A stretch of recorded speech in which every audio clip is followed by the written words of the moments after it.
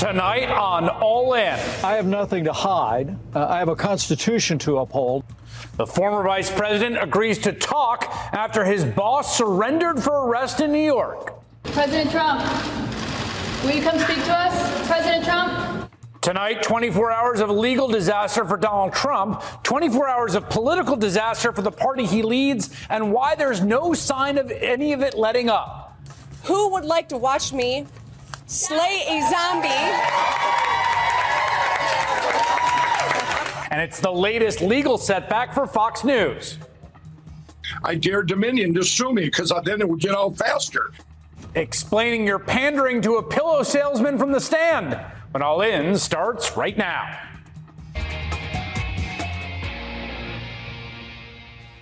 Good evening from New York. I'm Chris Hayes. I got to say, okay, even by the standards of our time, of this day and age, right, an avalanche of news and spectacle, this sort of dizzying clawing for your attention, the last 24 hours have really been something else. So I want to begin tonight by just taking a second here to try to collectively just wrap our heads around the meaning and significance of what we've seen in the last 24 hours. So, of course, we have to begin with the biggest story. The former president of the United States pleading not guilty to 34 felony charges stemming from hush money payments he made to an adult film star. But in addition to the material facts we saw yesterday, there was, of course, as I'm sure you noted, also the sheer spectacle of it all, the Trumpian circus, if you will. The live 24-hour coverage of his drive to the airport, his plane landing, his drive from the airport to Trump Tower. All of which, I think, triggers a deep and profound reaction in lots of folks because of what happened in 2016. There are lots of people who watch politics closely, who've got a lot of anxiety stemming from that 2016 election, and probably will for as long as they live. I know I will. Trump's surprise victory that year really warped the way I think a lot of people think about American politics and his supposed strengths as a candidate specifically. You see this theory reflected everywhere. Lots of people across the political spectrum, people on the right and left, in the middle, they believe it. Republicans, Democrats, they all believe that Trump is a kind of monster who feeds on attention. And the more attention you give the monster, the more powerful the monster becomes. And this is not a crazy theory, okay? There is some truth to it. In fact, it's definitely what happened in the 2015 and 2016 Republican primary. There is no question. The coverage of Trump, obsessive and constant, his name recognition going in really did help elevate him in that race. But it's not 2016 anymore. Right now, Trump is the subject of attention because he's the first ever ex-president to be indicted, because he's currently facing down the possibility of 2 other indictments. That's not a great reason to get attention. That's negative attention, whether Trump likes it or not. And since 2016, there is pretty good evidence that has accrued, maybe counterintuitively, but robust, that the more attention voters pay to Donald Trump, the less they like him. In fact, even in 2016, voters didn't really like him very much. He lost the popular vote to Hillary Clinton by about 3 million votes. He narrowly won a fluky electoral college victory with the help of 2 different criminal conspiracies. One from Russia, which illegally interfered in the election on behalf of Trump. One from Michael Cohen and David Pecker to pay hush money to Storm Daniels, which is now the subject of Trump's indictment. And people forget this. But I was there, and I'm telling you, this is how it went down. The thing that really hurt Hillary Clinton in that election was the fact that she was the object of attention, certainly down the stretch. It was the Clinton campaign. Everyone was obsessively focused on her emails, the Comey letter, Huma Abedin's laptop. In the ensuing years, since 2016, since that rupture in the space-time continuum, it has become clear when the general voting public, median, persuadable, normie voters, pay attention to Donald Trump, they don't like him. They don't like what they see. This has been demonstrated over and over again in election after election. It was true in 2018 when the election became a midterm referendum on his presidency and Republicans lost 40 seats in the House. It was true in 2020 when Trump became the first incumbent president to lose re-election since George H.W. Bush in 1992, losing the popular vote by 7 million and underperforming other Republicans up and down the ballot who had actually a pretty good night. It was certainly true in the most recent 2022 midterms when, against all odds, the Democrats had a surprisingly good night. That is in large part because Donald Trump had his fingerprints all over that election, endorsing a bunch of unlikable MAGA weirdos, or as Mitch McConnell euphemistically called it, quote, candidate quality. Our ability to control the primary outcome was quite limited in 22 because of the support of the former president proved to be very decisive in these primaries. So my view was, do the best you can with the cards you're dealt. Hopefully in the next cycle, we'll have quality candidates everywhere and a better outcome. I know the point that I'm making here is kind of banal, and maybe to some it's obvious, but it's the core truth, and it's this. Everywhere you look, the signs point to the fact that Donald Trump is incredibly unpopular with persuadable voters outside the Republican base. But everyone is so freaked out, so permanently scarred by 2016, that obvious truth is often obscured. And the truth is that Donald Trump, listen to me now, does not possess a magic power that turns political gravity upside down. He is an unlikable figure who lots of persuadable voters find repulsive. Now, he is very, very good. I mean, incredible, really, a generational talent at demanding and receiving lots of attention. But here's the thing. Right now, that is the worst possible thing for the Republican Party because he cannot be ignored. He refuses to be ignored. He will do anything not to be ignored. There is a reason why the smart people in the Republican Party, like Mitch McConnell, who you can't deny has very strong political instincts, doesn't want to talk about Trump, doesn't give quotes on Trump directly. There's a reason they deflect or go off the record when asked about his latest scandal du jour, because they understand this. The more you talk about Donald Trump, the worse it is for the Republican Party. But here's the thing. They're stuck with the guy, aren't they? The guy is still the clear and decisive frontrunner in the Republican primary for 2024, even though he got arraigned in federal court yesterday. Then he went back to Florida to deliver this just unhinged, nasty, threatening, utterly boring, listless, low-energy speech that did nothing to earn him a single new vote from anyone outside his diehard base of supporters. The Republican Party has still yoked themselves to him hopelessly to the point where even his challengers for the 2024 nomination are one-upping each other to associate themselves with that spectacle. Mike Pence, who Trump reportedly thought deserved a chance of hang Mike Pence from an armed mob, still defends him to this day. Ron DeSantis, who Trump smeared as a groomer, implying he acted inappropriately with young women or girls, still issued a ridiculous statement against Trump's indictment, vowing to fight his extradition. At some point, Republicans are going to have to face this reality. The guy's utterly toxic. As long as you keep supporting him, you're going to lose a lot of winnable elections. And again, we keep seeing the proof. Last night, while most of the country was focused on Trump's arraignment, there were two very telling elections. Now, the first was the mayoral race in Chicago, which, yes, is, of course, a dyed-in-the-wool Democratic town. But it's a Democratic town that also had Richie Daley as mayor for 20 years, elected Rahm Emanuel twice. It is more than capable of electing what you might call conservative Democrats. And the conservative Democrat in this race, a guy named Paul Vallas, was running on a tough-on-crime platform. And in certain ways, he had the wind at his back, frankly. I mean, first of all, he had a lot of money. He outspent his opponent 2-1. And also, violence, gun violence particularly, is a very real problem in Chicago. People are pretty freaked out by it. It's upsetting. The city faces lots of challenges. Yet Vallas lost the race to progressive challenger Brandon Johnson for a bunch of reasons, not the least of which is because Johnson successfully painted Vallas as a secret Republican, tied him to Trump at every turn, pointing to comments like this that Vallas made about Trump's second impeachment after January 6th, when he filled in as a co-host on a right-wing talk show. He should have been censured. He should not have been impeached. And we knew that this was going to happen, yet they went along with the trial anyway. Right. Also, for those wanting to put Republicans on the spot, if he would have been censured, it would have put much more pressure on them. And you know, I always felt that it was a witch hunt. A witch hunt. What are you doing there, Paul? It's not a good look, buddy. Yes, Vallas is a conservative Democrat. He's not a Republican. The election result once again highlights the conundrum for conservatives broadly and the Republican Party. I mean, look, if you're the conservative in the race, right, you're running in the right lane in a race, running on law and order campaign, right, crackdown on crime, against sky-high inflation. Those should be slam dunk issues for right wingers. This political terrain should be the best terrain for them.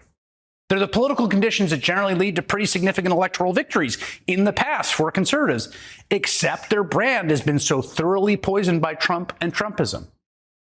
But here's the thing, and here's why it's even worse for them. It's deeper than just the taint of Trump. They've also got an agenda that is not popular. And they keep doing it over and over. They're pushed to ban abortions, for instance.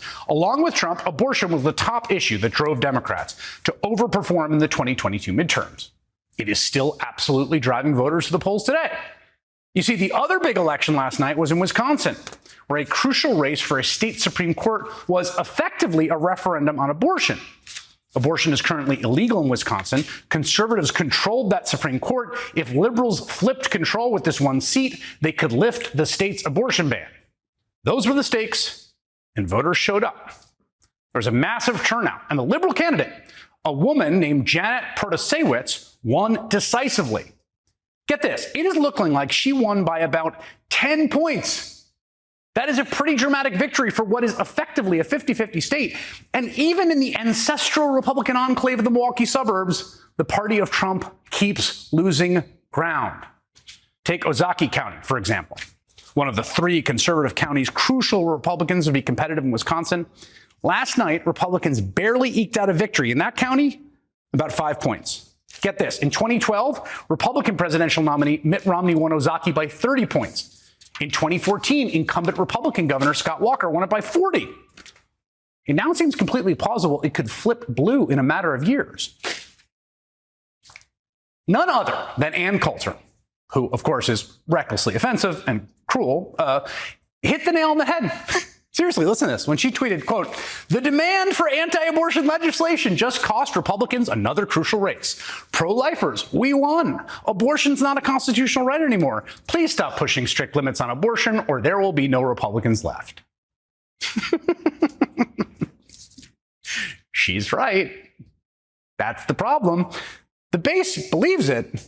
They didn't want to just get rid of Roe v. Wade. They want to outlaw abortion everywhere. They demand nothing less than full abortion criminalization everywhere. Look at Florida. Again, all eyes on Trump, the arraignment, right? We got Wisconsin, we got Chicago. Meanwhile, look at Florida. Ron DeSantis is about to do one of the most politically disastrous things he could possibly do. He is going to sign a law that effectively bans abortion in Florida. He has no choice. The primary voters in the Republican Party demand it. It's going to be a massive anvil around his neck if and when he runs for president, if he gets the nomination. But he's going to do it because that's what the MAGA base wants, even though what they want is increasingly out of touch with the median voter. That is once again the fundamental conundrum. Republicans have locked themselves in this MAGA universe that voters, general election voters, persuadable voters, keep recoiling from. Not just on abortion. I mean, the House Republican caucus took over the House, and they're holding multiple hearings about Twitter, for the love of God. Republican state legislators, state after state, governors are waging an all-out assault on trans teenagers, including a Kansas bill Republicans there passed today that critics say could expose children to genital inspections. This stuff, listen to me, is not winning politics. They keep doing it.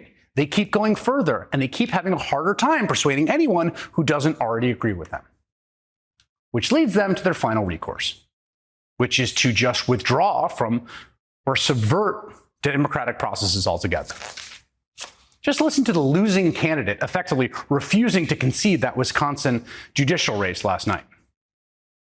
I wish that in a circumstance like this, I would be able to concede to a worthy opponent. But I do not have a worthy opponent to which I can concede. This was the most deeply deceitful, dishonorable, despicable campaign I have ever seen run for the courts. It was truly beneath contempt. Beneath contempt, all right. Wisconsin is one of, if not the most gerrymandered states in the union. The maps are drawn to effectively give Republicans universal control, regardless of election results. They're already talking about just straight up impeaching the liberal candidate who won yesterday so they could yoink back power despite the will of the voters, despite getting drubbed by 10 points. So that's Wisconsin. Then there's this move from Tennessee, Republicans already control everything, but they're going to move to expel 3 democratically elected members of the legislature for nonviolently protesting gun violence. Just saying, nope, we don't care what the voters said. We're going to kick you out anyway. In North Carolina, where the gerrymandering is almost as bad as Wisconsin, they've managed to persuade a formerly pro-choice Democrat elected in a blue district to switch to the Republican Party, giving them 2/3 majority, so now they can override all the vetoes issued by the Democratic governor who won statewide twice. The more Republicans invest in Trump and in their extreme agenda and this massively unpopular ideology, the less able they are to persuade people to win elections, the more committed they become to anti-democratic principles. That is the story of the Trump era, all on display just in the last 24 hours. And listen, it's a divided country. Conservative rhetoric is always going to have an appeal. It's a polarized, dynamic electorate. Republicans will always effectively be a little more than a coin flip away from winning the White House. So nothing's guaranteed. No one should be lackadaisical. But I'm telling you here tonight, 24 hours after watching this whole spectacle play out, progressives, liberals, the center left in this country, the broad anti-Trump majority are winning the argument. They are. The other side has absolutely sabotaged itself. Somehow, because of what happened in 2016, it is hard for everyone to see that obvious reality staring us in the face. I am telling you, I think there are many voters who are not happy about where the Republican Party stands right now. Donald Trump is a very unpopular figure. The Republican Party has tied its fate to him. It has been and continues to be a political disaster for them. Please, don't overthink it. Chris Hayes, happy 10-year anniversary to All In with Chris Hayes. Love the show. It's always super smart. I always learn so much listening to you. Love having you on the big panel, too, when we're all there together with Rachel Maddow and Nicole and all of us gang all together. But really, I'm just so proud of you. I'm so happy for you. 10 years is a major anniversary in this business, so congratulations, my friend. Big news. Congrats. Thank you, Joy. Well, it is well known that Democratic donors and politicians and political operatives like to freak out and wring their hands all the time. It's part of their DNA. But if I were a professional Republican watching everything that happened yesterday, I would honestly be losing my mind with panic. Because the things that make Donald Trump and the Republican Party less appealing to general election voters are the very things that are consolidating the base behind Trump. Like this from Republican Congresswoman Marjorie Taylor Greene during her short trip to Manhattan. President Trump is joining some of the most incredible people in history being arrested today. Nelson Mandela was arrested, served time in prison. Jesus was arrested and murdered by the Roman government. It's true. Jesus was arrested, not arraigned. I don't think they did arraign, but he was arrested. Note that Marge Greene had to do interviews yesterday from inside a car because the heckling from New Yorkers outside the courthouse was too much to bear. Her act is not the kind of thing that's going to help pick up middle-of-the-road voters, and so on. No one seems to know how to interrupt the Republican Party's extremely self-destructive cycle. Cornell Belcher is a Democratic pollster and strategist, and he joins me. Cornell, let me first start on this just basic question of the data. The more attention that's paid to Donald Trump, the worse it is for the Republican Party generally. What do you think?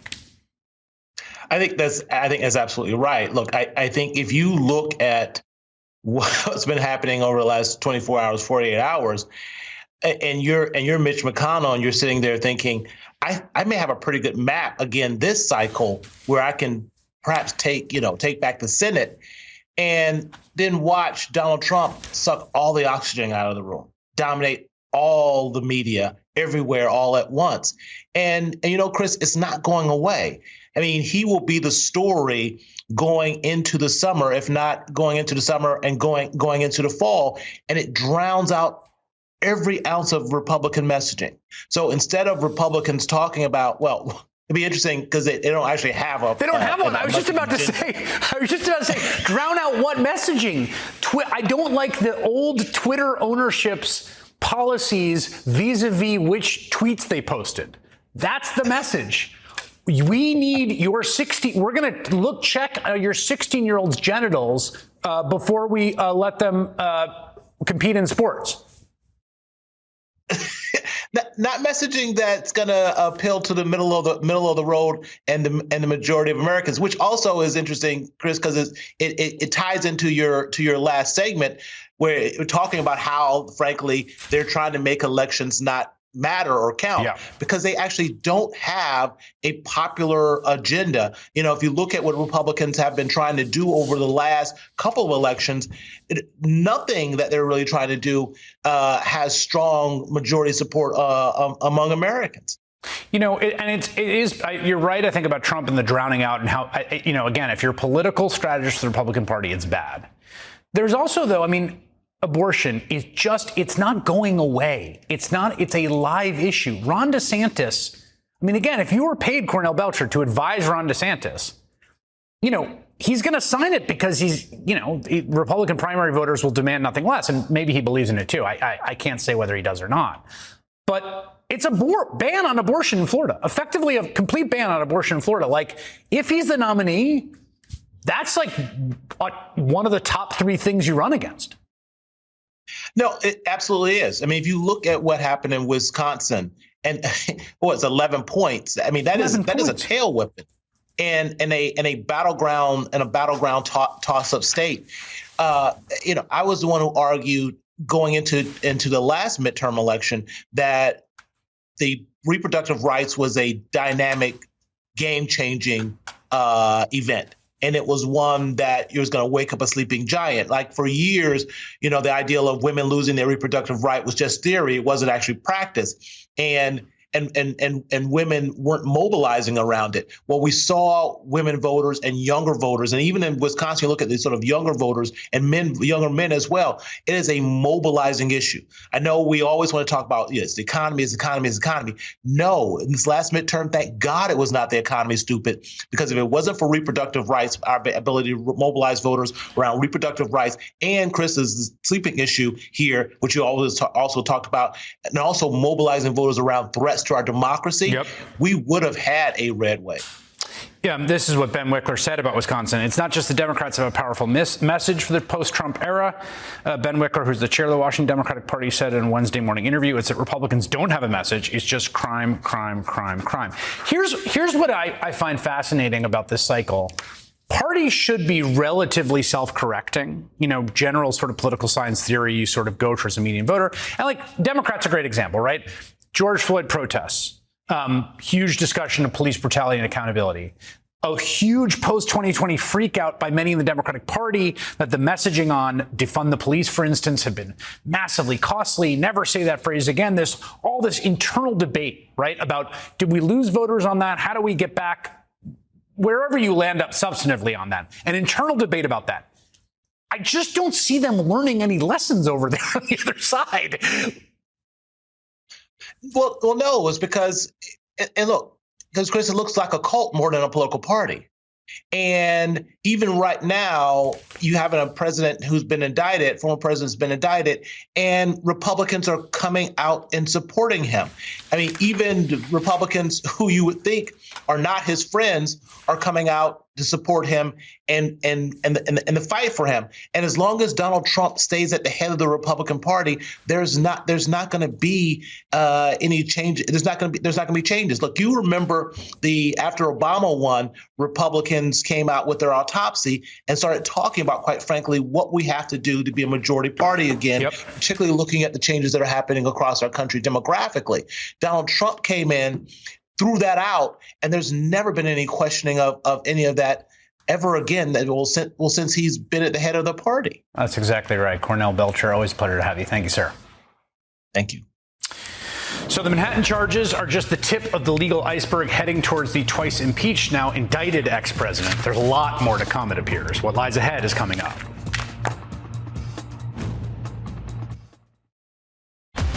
Hey everyone, I'm Tom Llamas from Top Story on NBC News Now. Every night, Top Story is your news playlist. We take you to the front lines of the story, where it's actually happening, with NBC News journalists on the ground from all over the world. We cover what you need to know and bring your newsfeed to life. And now, Top Story is available as a podcast, so you can listen anytime and anywhere. Subscribe now for new episodes every weeknight.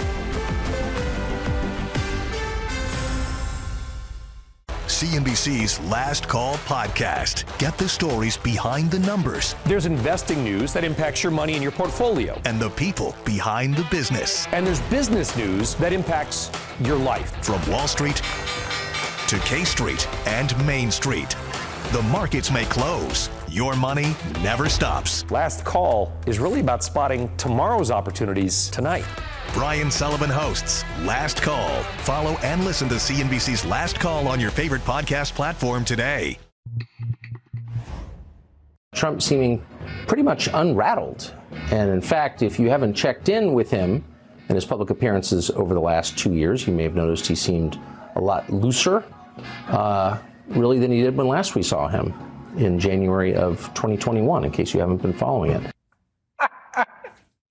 There's Tucker Carlson in full scramble mode last night, coming out of Donald Trump's lethargic, vindictive speech, desperately pretending Trump was looser than the last time we saw him in January 2021.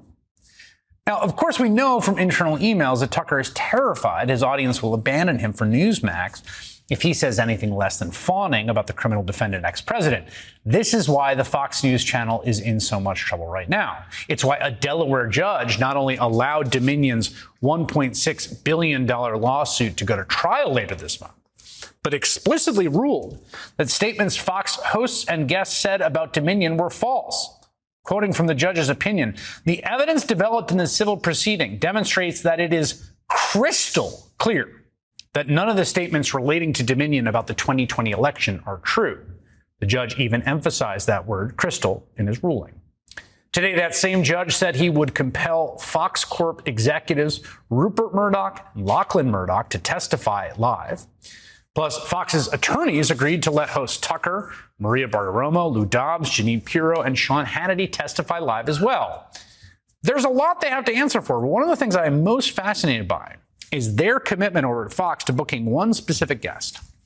Mike Lindell, the pillow guy, is a major advertiser on Fox News, especially Tucker's show, which has hemorrhaged more respectable advertisers due to the host's habit of promoting white nationalist talking points. We counted one night alone last week, Lindell ran 3 ads during Tucker's 1-hour program. It was always kind of clear Lindell was maybe keeping Tucker's show afloat, but now we have proof. You see, in addition to being the pillow guy, Lindell is also a MAGA conspiracy enthusiast who regularly promotes the most outlandish and possibly defamatory version of Trump's big lie of a stolen election. Now, that creates kind of a problematic incentive structure for a show that needs his advertising bucks. Thanks to Dominion, their lawsuit, which is currently suing Fox for defamation, in part due to claims that Lindell himself made, we know exactly how Tucker's producers handled that thorny question behind the scenes. On the afternoon of January 26, 2021, well after the insurrection, after Biden's inauguration, Tucker's show decided to have Lindell on. They were hoping to frame the segment around his recent Twitter ban. A booking producer messaged the team, quote, "Good morning, all. Mike Lindell was pitched last night for stores having pulled his product, and Tucker approved it. I see the news this morning that his Twitter has been suspended. I just wanted to flag all this because is he someone we want to have on?" About 30 seconds later, she sent a parenthetical follow-up, quote, "Lindell seems to have really gone off the deep end." About a minute later, another producer responded, quote, "He's definitely crazy, but this will be a big story today. They're trying to completely shut the guy down." Yeah, why would they be trying to shut the guy down? The next hour, an unknown producer then responds, quote, "I'm going to have a conversation with Raj in the next few minutes." Presumably that's Raj Shah, senior vice president of Fox. "I'll take the temperature there, but for the time being, we should put the brakes on it." That, dear viewer, is the end of the story. They put the brakes on booking the pillow man, and no, of course, they put him on TV anyway. Because later that afternoon, Tucker's senior producer responded, quote, "Copy. I know there's concern about Lindell being a conspiracy theorist now, but he has bailed us out loads of times when no one else would. I think there's a way we can concentrate on cancel culture rather than his wild claims." Before adding, quote, "And he's also been moving to Newsmax lately. Might be a good business move to signal we won't desert him." That booker, who initiated the conversation, then chimed back in to add, quote, "Yeah, I do see the point that more exposure of him also means more people dropping him potentially. And if no one is buying him, he loses money to be able to advertise with us, and then we lose our biggest advertiser." The booking producer desperately trying to save Mike Lindell's pillow business from Mike Lindell. About an hour later, one more producer chimes in with some frankly reasonable concerns. Quote, Mike Lindell is crazy and about to get sued by Dominion. WTF is he going to say on our air? You know what, producer? Great question. What is Lindell going to say? Well, you see, we've got the answer to that question because Tucker did book Lindell, did claim the interview would be focused on cancel culture, but Mike Pillow had other ideas. Of course, you will likely recognize our next guest. His name is Mike Lindell. He runs My Pillow. He advertises every night on this show and across Fox News. He's one of our biggest sponsors, and we are grateful for that. He is sponsoring free speech when he does it. But of course, the enforcers of orthodoxy are not impressed. They're enraged. For the crime of having different opinions, Mike Lindell has just been banned from Twitter. Several retailers have also stopped selling his products. That happened today. All these outlets that have been calling me from the Washington Post, New York Times, every outlet in the country, they go, Mike Lindell, there's no evidence and he's making fraudulent statements. No, I have the evidence. I dare people to put it on. I dare Dominion to sue me because then it would get out faster. I dare Dominion to sue me, or maybe sue you, because it will get out faster. Honestly, this is just scratching the surface of everything we learned about the inner workings of Fox this week, but thanks to that Delaware judge, we will soon be learning a lot more.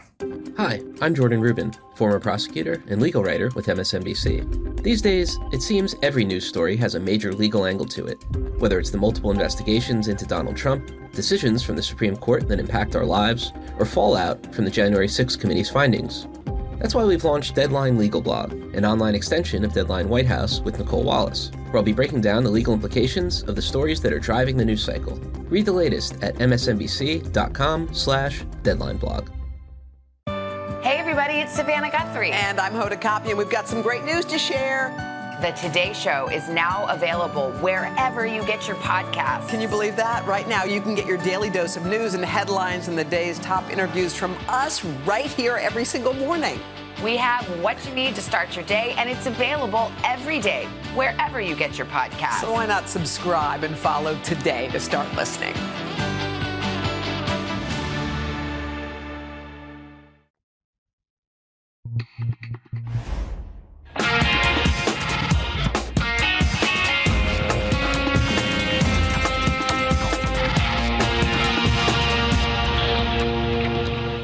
Good news and bad news today for the residents of Mayflower, Arkansas. All right, the good news is that Exxon announced they're developing an official plan to evacuate an oil pipeline that ruptured underneath a Mayflower subdivision on Friday. The bad news is that this is how residents of that subdivision spent their Easter weekend. So that is a pipeline that is busted and is flooded the neighborhood and is going all the way to the drain at the end of the street. Luckily, our house is here, which is seemingly unaffected, but the smell is unbelievable. I mean, look. Incredible. And that is oil. That is oil. And that is what the very first minute of All In looked like 10 years ago. That pipeline owned by ExxonMobil ended up spilling around 134,000 gallons of oil in that Arkansas community. The company ended up paying a $5 million settlement for violating the Clean Water Act, as well as state environmental laws, although it did not admit liability. I was lucky to be joined by an outstanding panel, some familiar faces that included Vermont Senator Bernie Sanders. We also covered the Keystone Pipeline, the NCAA, and a cheating scandal in the Atlanta public school system. Nearly 36 educators were indicted, and at the time, I was particularly interested in how the lead prosecutor was approaching the charges. The statute that the indictment stems from is Georgia's version of the RICO, right? Yeah. Which is a conspiracy statute, right? Which is something that prosecutors use to which often allows them to sidestep showing some kind of direct moment of implicated guilt in the guilty party, right? If you're part of a conspiracy, if you should have known or did know. Eventually, 11 of the 12 educators who went on trial were convicted of racketeering charges. It was a career-making case for the lead prosecutor, a woman named Fani Willis. Of course, Fani Willis is now the district attorney for Fulton County and leading one of the most significant criminal investigations into Donald Trump's attempt to steal the 2020 election. The status of that and all the other legal issues facing the first former president to be criminally prosecuted next. Hi, Chris. Tony Fauci here. I want to take this opportunity to offer you my hearty congratulations for 10 wonderful years at MSNBC in your show All In with Chris Hayes. It's been an absolute pleasure to have been on your show so many times and had the opportunity to interact with you. You are really one of the best and a real pro.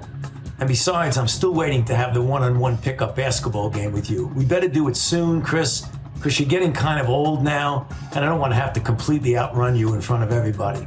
Again, congratulations, my friend. Regis High School's own starting point guard, Anthony Fauci, and he's right. We got to get that one-on-one game on before I have to retire from the sport. Now, it is not just what happened in New York yesterday. Donald Trump is under investigation up and down the eastern seaboard. See this helpful map. In Washington, D.C., where Special Counsel Jack Smith is investigating both the classified documents in Mar-a-Lago and Trump's efforts to overturn the 2020 election, Mike Pence just agreed to testify to the grand jury investigating January 6th. Now, Pence is a hugely crucial witness, so that's a big development. Then we've got Fulton County, Georgia. We are waiting on a decision from that DA, Fani Willis, on possible charges related to Trump's attempted election interference. In Manhattan, Trump not only faces the criminal charges he was arraigned on yesterday, but here's something that snuck under the radar a bit. He is also being sued for sexual assault by writer E. Jean Carroll. And that civil trial goes to a trial in just 3 weeks. Diana Florence served as an assistant district attorney in Manhattan for 25 years. Nick Akerman is a former assistant special Watergate prosecutor, also served as a federal prosecutor in the Southern District of New York, and both join me now. It's good to have you guys here. Glad to be here. Diana, as someone who worked in this office for 25 years and did, I think, construction fraud and white-collar cases, as we call them, sort of a funny name. What's your sort of top line on the indictment yesterday and on the case? The case, if you move aside the salacious details, the porn star and the hush money, at the end of the day, it's a fairly mundane, not very sexy case. This is a very routine, I think DA Bragg called it the bread and butter type of charges, and that's what it looks like to me. Is this the kind of thing that you know that office has done before? I did it myself scores of times, and yes, this is a very run-of-the-mill case. You worked in the Southern District for federal prosecutors. Of course, there's a little bit of like come at the king, best not miss kind of situation here, right? I'm sure Alvin Bragg knows that. This is the first criminal case ever brought against an ex-president. What do you think of its strength? I think it's an excellent case. In my day as a prosecutor, if I had two cooperating witnesses like you have here, Alan Cohen and David Pecker, and you had the Michael Cohen, David Pecker.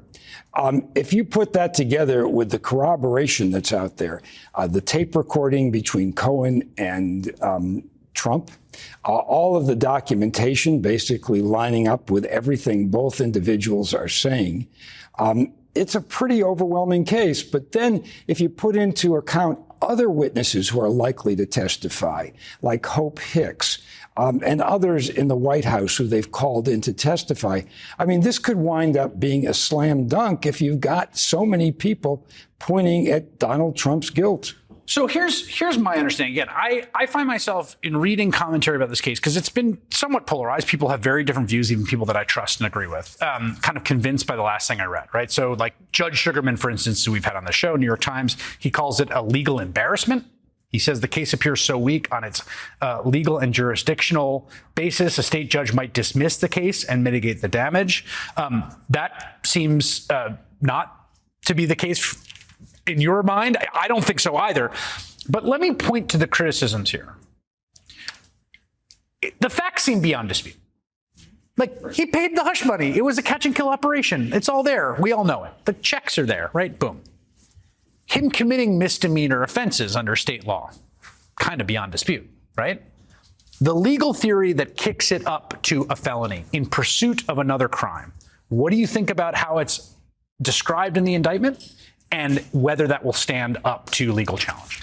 Well, it's actually not described in the indictment, and that's by design. New York law does not require you to name the underlying crime. And there was speculation, lots of speculation prior to the unsealing that the underlying crimes were election frauds, and there was some talk of that. But and my esteemed colleague here is a former federal prosecutor. They're good at federal prosecutions. State prosecutors, not so much. We don't do those. To me, what it's always struck me is the stronger underlying crime are tax frauds. And it's just about, how they booked the payments, characterizing them as, legal services when in fact they were hush money. So that, just to follow up on that, Bragg says that it's there's a crime in the New York statutes, right, in the criminal code, which is like conspiring to use unlawful means to elect a candidate, right? Yes. So that's one, right? He also mentioned taxes multiple times. Do they have to pick? Like at some point, it just seems like it's sort of hanging out there. There's a bunch of crimes they might have done. At some point, you got to say what your legal theory is. You absolutely have to pick. And that sort of obscure state election crime is very circuitous. It's sort of like, if you asked me, how do I get to LA? I'd say, well, fly to London and then get another plane. I mean, it's not direct. Right. But a tax fraud, so much easier.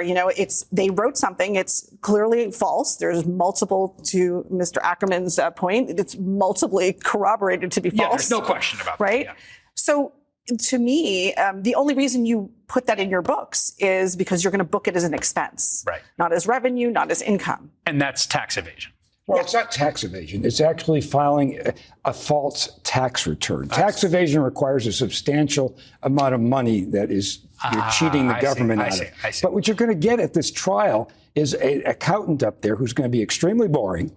He's going to go straight from the false statements right through the books and records of the Trump organization, right to the tax return, and show that they filed a false return. End of story. Yeah, the tax one seems more straightforward. Let me just ask one more question, just because is this presenting a legal theory like this to move misdemeanors up to a felony? Is that something you've done in your time? Oh, many times, of course. This doesn't strike you as like, whoa, this is some crazy thing they pulled out of a hat for Trump. No, this is, as I said, when I use the word mundane, it is mundane. This is a run-of-the-mill white-collar case, except for who the defendant is.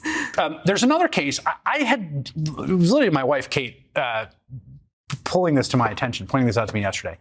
I didn't realize the E. Jean Carroll lawsuit. Again, this is not on defamation. This is a New York law that allows survivors of sexual assault past the statute of limitations to sue for civil damages, right? Right. Yes. She has a lawsuit. She's got a defamation suit because he said you're a liar. That's hung up in a weird procedural thing in which the D.C. Court of Appeals has to rule whether the president defaming her was in his professional capacity. Right. This case, though, is going to go to trial. Yeah, less than 3 weeks. 3 weeks about, did Donald Trump sexually assault E. Jean Carroll? Did he rape her? That's the issue. That's right. And this is what you're right. Carroll can introduce the testimony of two women who were allegedly sexually assaulted by Trump.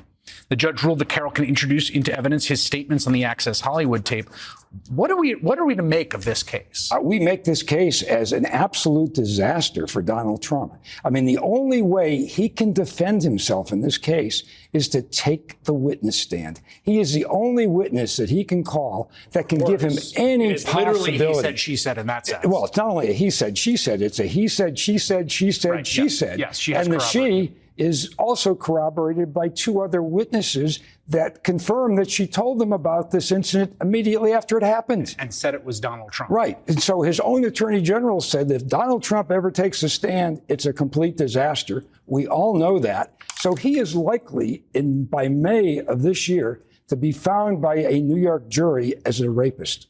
Diana Florence and Nick Akerman, great to have you here at the table. That does it for All In. You can catch us every weeknight at 8 o'clock on MSNBC. Don't forget to like us on Facebook. That's facebook.com/allinwithchris. The battle over a woman's right to choose, global economic challenges, the ongoing threat to democracy. When you sign up for the MSNBC Daily Newsletter, you're signing up to have a deeper understanding of today's biggest issues. Every morning you'll get insightful articles sent directly to your inbox, written by people you know and trust, like Hayes Brown and Mehdi Hassan, along with video highlights from your favorite MSNBC shows. Sign up for MSNBC Daily at msnbc.com.